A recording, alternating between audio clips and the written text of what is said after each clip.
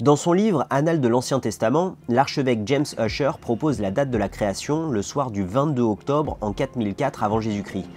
Dans cette vidéo, on va essayer de creuser un peu pour essayer de comprendre comment il a fait pour trouver cette date. Donc avant de se lancer dans sa méthode, je voulais remettre les choses un peu en contexte. Le travail décrit dans cette vidéo a été publié en 1650, donc la science n'était pas encore trop au goût du jour à l'époque. Fallait pas crier trop fort que la Terre tournait autour du Soleil, si vous voyez ce que je veux dire. Newton n'avait que 7 ans et ne s'était pas encore pris de pommes sur le coin de la tronche. Le procès de Galilée pour l'hérésie de défendre l'héliocentrisme justement ne s'était passé que 17 ans avant, et donc on apprenait encore que la Terre était immobile au centre de l'univers à l'époque. En gros, la Bible était le message de Dieu aux hommes, et c'était donc la seule vraie source de vérité de l'époque. James Ussher se base donc sur la Bible pour trouver la date exacte de la création du monde.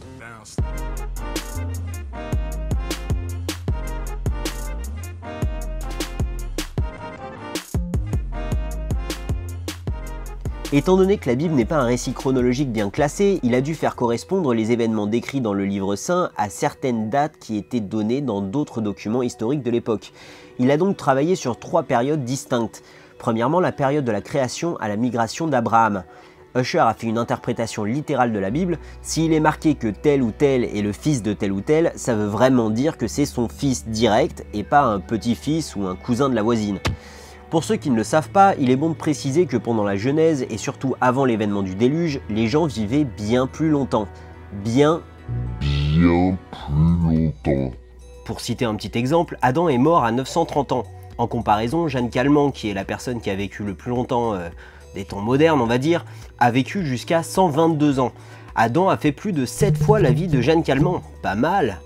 Et le personnage biblique qui a vécu le plus longtemps était Mathusalem, le grand-père de Noé, qui est mort à 969 ans, ce qui fait en unité de Jeanne Calment 7.94, pratiquement 8 Jeanne Calment. Super!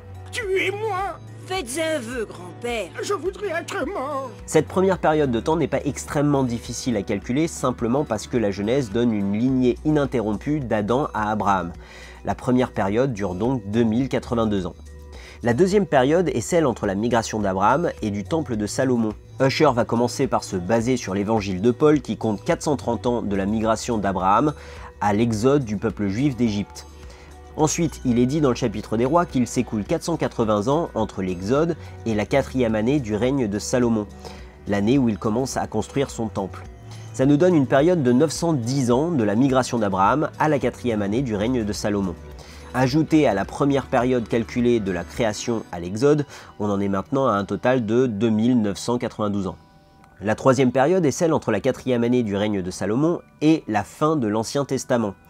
Il additionne donc les règnes des rois de Judée, en réglant quelques petits problèmes de chevauchement de règne, et trouve une période de 432 ans. Bon, maintenant Ussher a eu un petit problème. La fin de l'Ancien Testament ne donne pas de date précise, et pour faire coller la date de la création à l'histoire profane, il faut pouvoir trouver des événements décrits non seulement dans la Bible, mais aussi dans les textes profanes pour nous permettre de faire coller nos calculs à notre calendrier. Voilà, donc on sait que c'est par ici, mais à quel point ?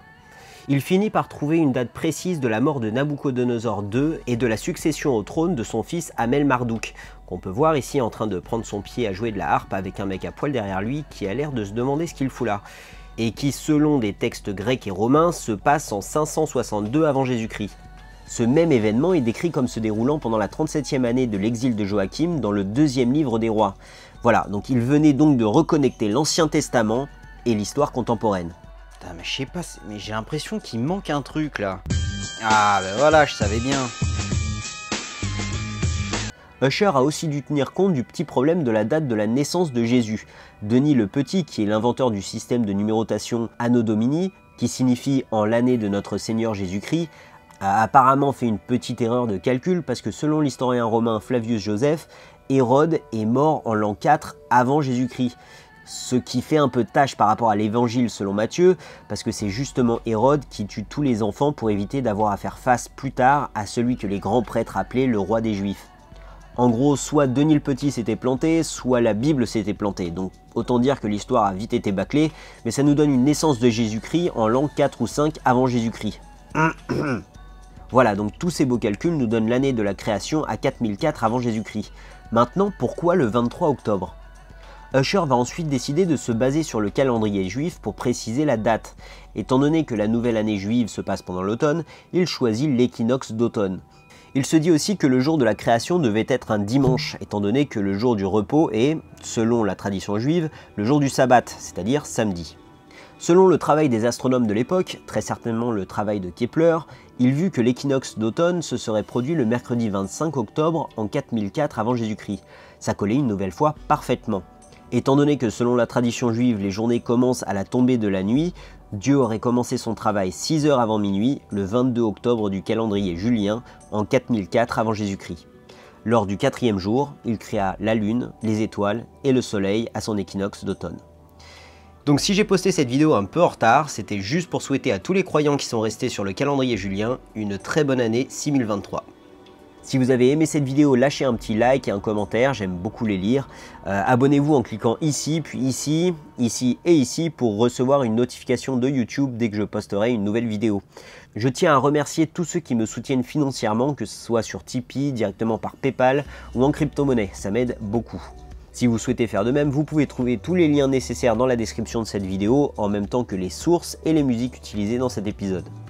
Si tout se passe bien, la semaine prochaine, je vais commencer à aborder le sujet de la conscience sur cette chaîne. Ça fait un moment que je vous l'avais promis et ça va finalement pouvoir se faire. Je vous souhaite une excellente semaine et je vous dis à samedi. Salut!